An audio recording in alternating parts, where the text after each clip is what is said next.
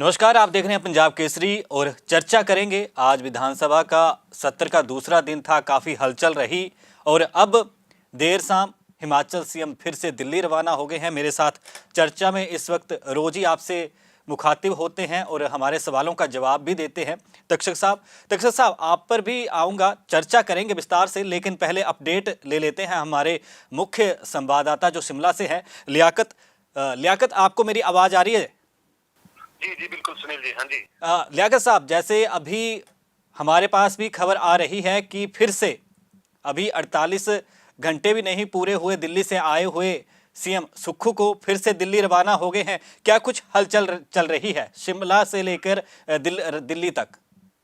सुनील देखिए, जिस तरह से अगर हिमाचल की बात करें तो यहाँ पर जिस तरह से सरकार कांग्रेस की बनी थी, लेकिन उसके बाद ये मंत्रिमंडल का गठन नहीं हो पा रहा था। मुख्यमंत्री और उप मुख्यमंत्री बना दिए गए थे, लेकिन मंत्रिमंडल नहीं बना। एक महीना होने वाला है, तो ऐसे में विपक्ष भी लगातार जिस तरह से सवाल खड़े कर रहा है, तो अब जो है, जो पहले मुख्यमंत्री दिल्ली गए थे सुखविंदर सिंह सुक्खू मंत्रिमंडल का विस्तार करने, लेकिन उस समय जो है वहां पर जो कांग्रेस के आला नेता नहीं मिल पाए थे। तो अब जो कयास लगाए जा रही कि 7 जनवरी को जो है मंत्रिमंडल के कुछ मंत्रियों का शपथ दिलाई जा सकती है, क्योंकि अगर बात करें राज्यपाल फिर से हिमाचल से बाहर रहने वाले 7-8 दिन कोई कार्यक्रम उनका वहां पर है अपने प्रदेश में, तो उसको देखते हुए अब जो सरकार है उसके पास जो है 7 और 8 यानी 8 तारीख तक 12 बजे तक का समय है, तो राज्यपाल से शपथ दिलवा सकते हैं।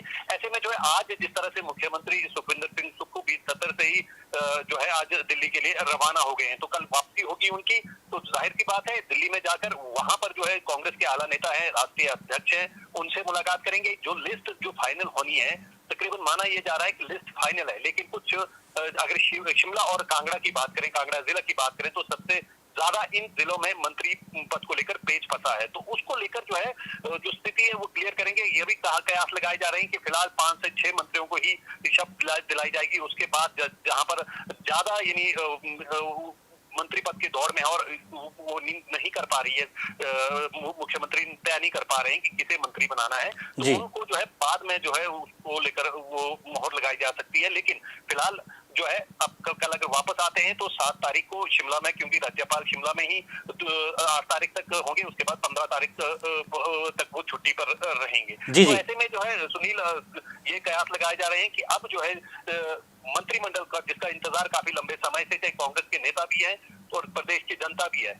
और समर्थक भी है कांग्रेस के, कि जो यानी ये कयास लगा रहे हैं कि मंत्री कब बनेंगे। तो 7 तारीख तक हो सकता है सुनील की हिमाचल में मंत्रिमंडल का जो है गठन हो सकता है सुनील। जी। अच्छा, नहीं, जैसे तक्षक साहब से भी मैं कई बार इस मसले पर चर्चा कर चुका हूं, संभावित नामों की बात, क्योंकि अभी कुछ ही घंटों की मैं बात करूं तो लॉबिंग भी काफ़ी चलती रही, नामों को लेकर काफ़ी कशमकश रही।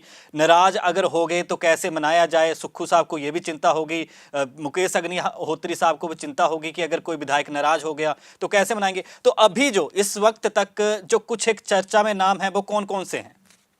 सुनील देखिए, अगर कांगड़ा सबसे बड़ा जिला है, तो यहाँ पर अगर स्थिति की बात करें तो सबसे जो बड़े नाम है, जैसे चंद्र कुमार है, उनका नाम तय माना जा रहा है तकरीबन कि वो मंत्री बनेगी। उसके अलावा अगर सुधीर शर्मा है, उनका नाम भी फाइनल है। और वहां पर अगर देखा जाए तो पेज जो फंसा है रघुवीर बाली और बुटेल के बीच में है, उन दो में से कौन बने, क्योंकि कांगड़ा को 3 मंत्री मिलने हैं। तो ऐसे में 2 मंत्रियों के नाम बिल्कुल तय माने जा रहे हैं कि वो वहां पर होंगे। इसके अलावा शिमला की बात करें, शिमला जिला में भी हॉली लॉज से विक्रमादित्य का नाम बिल्कुल तय माना जा रहा है। उसके अलावा रोहित ठाकुर जो से बहुल क्षेत्रों से आते हैं, वो भी उस रेस में अनुरुद्ध सिंह है। तो शिमला की अगर बात करें तो शिमला को 2 मंत्री पहले भी मिल जाए तो 2 बनने हैं। तो ऐसे में अगर देखा जाए रोहित ठाकुर और अनुरुद्ध ठाकुर में से, क्योंकि ये दोनों सुक्खू जो सीएम है उनके काफी करीबी माने जाते हैं, तो उन दोनों में से किसको बनाया जाएगा, क्योंकि दोनों ही मंत्री बनने की रेस में है। और किन्नौर से जगत नेगी जो कयास लगाए जा रहे हैं कि लगाई जा रही थी कि वो विधानसभा अध्यक्ष बनेंगे, लेकिन आज वो स्थिति स्पष्ट होगी।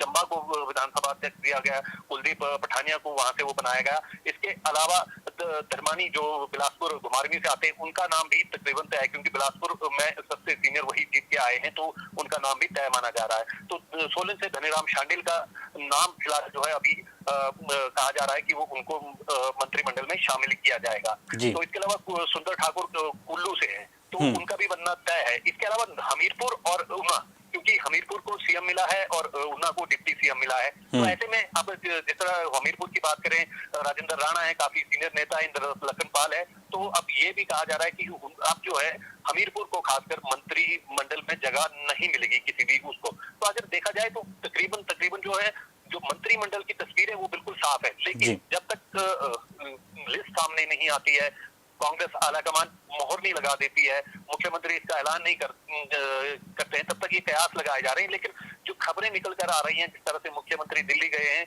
तो फिलहाल जो है 5 या 6 मंत्रियों को ही पहली लिस्ट सूची जारी की जाएगी, क्योंकि इसके बाद कांग्रेस में अंदर खाते, क्योंकि काफी बड़े नेता हैं जो मंत्री बनने की दौड़ में हैं, तो फिर उनको मनाने की जिम्मेवारी मुख्यमंत्री पे रहेगी कि उनको कहाँ एडजस्ट करना है। तो वो सब चीजों को भी ध्यान में रखा जाएगा जी। अब ये कहा जा सकता है कि एक दिन के बाद जो है स्थिति बिल्कुल स्पष्ट हो जाएगी। हो सकता है 7 तारीख को ऐलान कर दे हिमाचल में मंत्री कौन कौन बन रहा है। जी, चलिए लियाकत, हमारे साथ बातचीत करने के लिए और वर्तमान की चर्चा में कुछ अहम सवालों का जवाब देने के लिए बहुत बहुत धन्यवाद आपका। तो जैसे कि तक्षक साहब, आपने भी सुना कि सीएम साहब जो हैं वो दिल्ली रवाना हो चुके हैं, मीटिंग होगी, और आप तो पहले ही चर्चा कर चुके थे इस मसले पर कि क्या कुछ हो सकता है। 8 तारीख का जिक्र आपने पहले भी चर्चा के कई प्रोग्रामों में किया है। लेकिन अब दूसरी तरफ मूल विषय पर आता हूँ। सदन की कार्रवाई एक तरफ चल रही है, दूसरी तरफ दिल्ली रवाना हो जाते हैं, तो ऐसे में आपको क्या लगता है कि सीएम साहब अब सत्र की इस कार्रवाई में शामिल नहीं होंगे? नहीं, सत्र की कार्रवाई में शामिल होंगे जी सुनील। जी। क्योंकि लियाकत ने भी बताया और मैं भी मेरी जानकारी के आधार पर आपको ये कहूँगा जी कि राज्यपाल राजेंद्र विश्वनाथ आर्लेकर साहब को 7 तारीख को कुछ दिन के लिए बाहर जाना था जी। हो सकता है मुख्यमंत्री सुक्खू साहब ने उनसे आग्रह किया कि हम 7 जनवरी को मंत्रिमंडल का गठन करना चाहते हैं, तो आप अपना प्रोग्राम अगर एक दिन टाल सकें तो बहुत मेहरबानी होगी। और ऐसे में गवर्नर महोदय ने अपना प्रोग्राम 7 के बजाय 8 तारीख जनवरी को बाहर जाना तय किया। वो 12 तारीख तक शायद बाहर रहेंगे।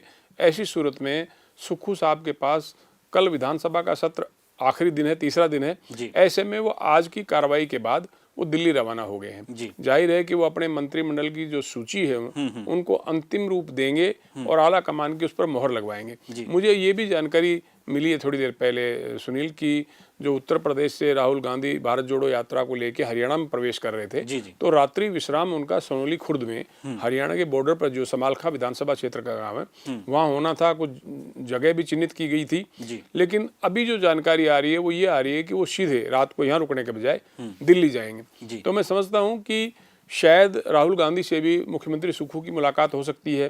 और कल जो सत्र का आखिरी दिन है उसमें राज्यपाल के अभिभाषण पर चर्चा होनी है और उसमें मुख्यमंत्री को हिस्सा लेना है, तो वो कल सदन की कार्रवाई में हिस्सा लेंगे। आज गए हैं आला कमान से मुलाकात के बाद, वहाँ से जो नाम फाइनल होंगे उनको लेके वो वापस लौट आएंगे और 7 तारीख को मेरे हिसाब से मंत्रिमंडल के गठन की संभावनाएं पक्की है। जी। चलिए सदन के आखिरी दिन पर भी आऊँगा मैं, जो सत्र की कार्रवाई होगी, लेकिन उससे पहले देखिए कैबिनेट का भी जिक्र बार बार हो रहा है और लियाकत में भी हमें बताया कि हो सकता है कि कल लिस्ट फाइनल हो जाए या आज रात को ही तय हो जाए। तो अब की जो कैबिनेट होगी, जितना मुझे पता है कि पिछली कैबिनेट या उससे पहले की कैबिनेट या महिला विधायक, लेकिन वर्तमान में सिर्फ एक विधानसभा सदन में एक महिला विधायक, वो भी रीना पच्छाद विधानसभा क्षेत्र से रीना कश्यप उनका नाम है, और बीजेपी उम्मीदवार की टिकट पे उन्होंने चुनाव लड़े थे। लेकिन कैबिनेट मंत्रिमंडल उसमें एक भी महिला मंत्री नहीं, क्या कहेंगे? ये इस बार ऐसा ही होगा सुनील जी, क्योंकि 68 सदस्यीय हिमाचल विधानसभा में एकमात्र महिला विधायक भाजपा की हैं रीना कश्यप, जो पच्छाद से जीत के आई हैं। कांग्रेस की 3 महिला उम्मीदवार मैदान में उतरी थी।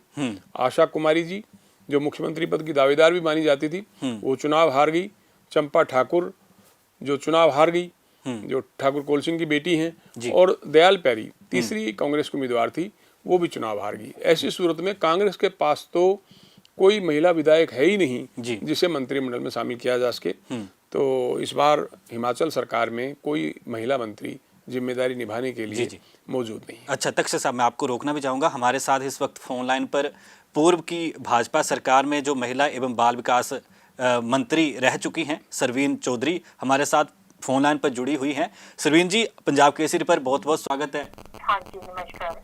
तो आपसे मैं पूछना चाहूँगा कि इस बार की जो विधानसभा है 68 सीटों वाली, उसमें एक महिला विधायक, और अभी जो कैबिनेट बनने की चर्चाएं चल रही हैं उसमें एक भी महिला मंत्री ना होना या विधानसभा में सिर्फ एक ही महिला विधायक होना, क्या कहेंगी आप? क्या बच्चों की और महिलाओं की सही तरीके से बातें विधानसभा में रखी जाएंगी?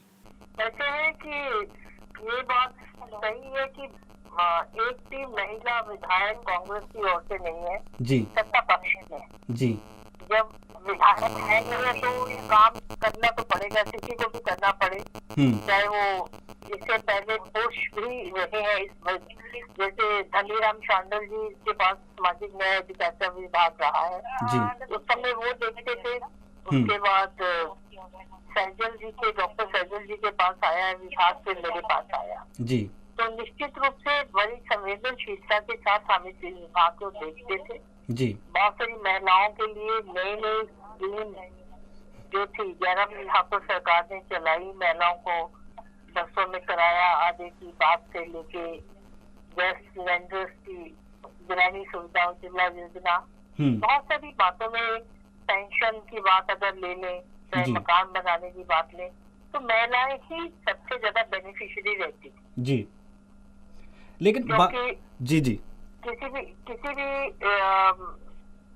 स्कीम का फायदा महिलाओं को मिलता था और महिला होने के नाते हम भी उसमें बड़ी संवेदनशीलता के साथ उस काम को करते थे जी। हमारी चेयरमैन जो थी आयोग की थी और गुड़िया हेल्पलाइन की थी, ये सारी महिलाएं मिलकर उसमें अपना सहयोग करती थी। अभी कोई महिला इनके पास चुन के आई नहीं है जी। तो देखते हैं ये विभाग किस तरह से चलता है और पुरुष किस तरह से इस विभाग को देख सकते हैं। अच्छा सरवीन, आपसे मैं ये भी पूछना चाहूँगा, कुछ वक्त अभी हुआ है, सरकार बने को कैबिनेट का गठन होना है, फैसले तो मीटिंग के बाद ही आएंगे, ये जग जाहिर है, लेकिन 1500 रुपए की बात कही थी सुक्खू साहब ने, तो अब आप क्या कहेंगे उस पर?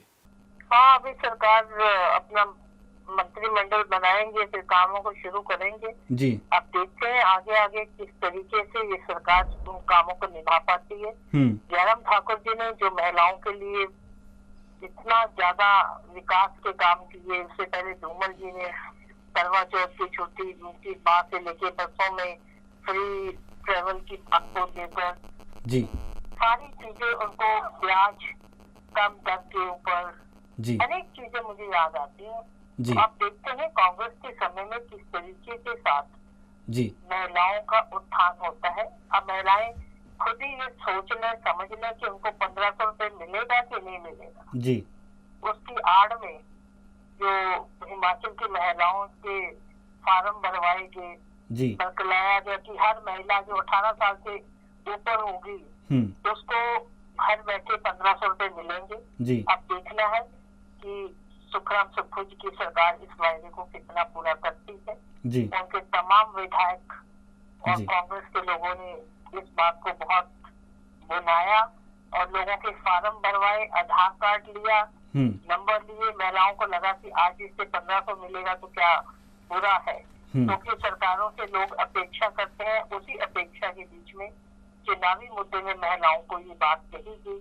अब देखना है कि कहाँ तक सत्य सिद्ध होता है। अच्छा, अभी के जो चुनाव परिणाम आए हैं और उसमें महिला जो वोटर हैं उनकी हिस्सेदारी देखी जाए, या पार्टियों की तरफ से जो टिकटें बांटी गई, चाहे भाजपा में चाहे कांग्रेस में, या जो पहली बार आम आदमी पार्टी हिमाचल विधानसभा चुनाव लड़ने आई उसमें, तो अब क्या बाकी क्षेत्रों में जैसे महिलाएं आगे बढ़ रही हैं, तो क्या हिमाचल में महिलाओं की रुचि जैसे राजनीति में धीरे धीरे कम होती जा रही है, या राजनीतिक पार्टियों पर विश्वास नहीं रहा? सही बात बोली कि महिलाएं है ही नहीं जी। तो महिला तो कोई होगी नहीं उठाने वाली। हाँ, विपक्ष में रीना जी जरूर उस बात को उठा पाएंगी कभी कभाई जी, लेकिन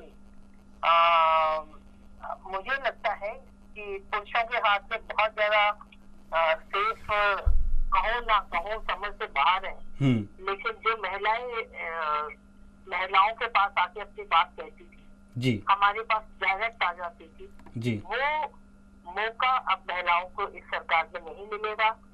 लेकिन मैं फिर भी पूरी उम्मीद रखती हूँ, पूरा विश्वास रखते हुए विश करती हूँ कि जो पुरुष विधायक हैं, जब इस गवर्नमेंट में जिसके पास भी ये विभाग होगा, वो महिलाओं की बात को सुने और उस पर अमल करें और उनको ज्यादा से ज्यादा फायदा देने की कोशिश करें। तो तक्षक साहब, आपने भी सुना कि सरवीन चौधरी ने क्या कहा। पूर्व की महिला एवं बाल विकास मंत्री हैं, भाजपा सरकार में रही हैं, तो आपने भी सुना। तो आपको क्या लगता है धरातल पर कि क्या सदन तक या कैबिनेट तक सही तरीके से महिलाओं के, बच्चों के मसले तरह तरह के होते हैं, सही तरीके से पहुंच पाएंगे? देखिए, मुख्यमंत्री और आल मंत्री होता है, वो भले ही विभाग बांट दें, लेकिन सर्वे सर्वा तो मुख्यमंत्री सुक्खू ही हैं जी। और उन्होंने, आपको ध्यान होगा, जब मुख्यमंत्री पद की शपथ ली तो सबसे पहले वे अपने सचिवालय में जाने के बजाय अनाथालय गए थे जी। वहाँ अनाथ आश्रम में रह रहे बच्चों से मिले, उनकी दिलचस्पी पूछी, अपनी बात कही। और अभी हाल ही में उन्होंने अनाथ आश्रमों के लिए 101 करोड़ रुपए के अलग से बजट का प्रावधान करने का निश्चय लिया है, फैसला किया है। और उन्होंने ये भी कहा है कि हम जो अनाथ बच्चे हैं, जिनके लिए अपना कहने को कोई नहीं है, उनकी पढ़ाई का इंतजाम करेंगे। वो आगे और पढ़ना चाहें तो उसके लिए तकनीकी कोर्सों में भी उनको सरकार मदद देगी, उनको जेब खर्चा भी देगी। और 101 करोड़ रुपए के अलावा उन्होंने ये भी कहा है कि कांग्रेस के तमाम विधायक अपनी पहली पेंशन में से 1 लाख रुपए सुख आश्रय कोष के लिए देंगे, जो अभी स्थापित होना है। और उन्होंने ये भी कहा कि वो भाजपा विधायकों से भी आग्रह करेंगे कि अनाथालय के बच्चों के लिए वो अपनी वेतन में से मदद करें। इस समय हिमाचल में करीब 6000 बच्चे ऐसे हैं जो बिना माँ बाप के हैं और अनाथ आश्रमों में पल रहे हैं, पढ़ रहे हैं। जी जी, बिल्कुल। आपने नए साल पर ये शुरुआत की थी हिमाचल के सीएम सुखविंदर सिंह सुक्खू ने। अच्छा, दूसरी तरफ आऊँगा विधानसभा सत्र पर। जी, आखिरी दिन है और अब तक जो कार्रवाई हुई है या जो विधि का विधानसभा में था, तो विधानसभा के आखिरी दिन क्या कुछ हो सकता है? देखिए, मैं 3 दिन का छोटा सत्र था जी। कांग्रेस सत्ता में आने के तुरंत बाद सदन बुलाया ही जाना था। तो इसमें अहम बात तो ये होती है कि जब भी किसी विधानसभा का पहला सत्र है, उसमें राज्यपाल अपना अभिभाषण पढ़ते हैं, उस अभिभाषण पर चर्चा होती है। पहले दिन प्रोटेम स्पीकर चंद्र कुमार जी ने सभी विधायकों को शपथ दिलाई। आज दूसरा दिन था, तो उसमें विधानसभा के अध्यक्ष का चुनाव हो गया और कुलदीप सिंह पठानिया सर्वसम्मति से विधानसभा अध्यक्ष चुन लिए गए हैं।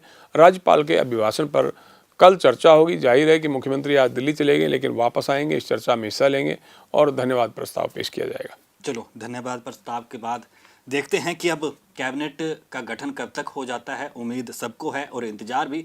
लेकिन तक्षक साहब, वर्तमान में कुछ अहम सवालों का जवाब देने के लिए चर्चा में आपका बहुत बहुत धन्यवाद जी। शुक्रिया सुनील जी। नमस्कार, आप देख रहे हैं पंजाब केसरी और चर्चा करेंगे। आज विधानसभा का सत्र का दूसरा दिन था। काफी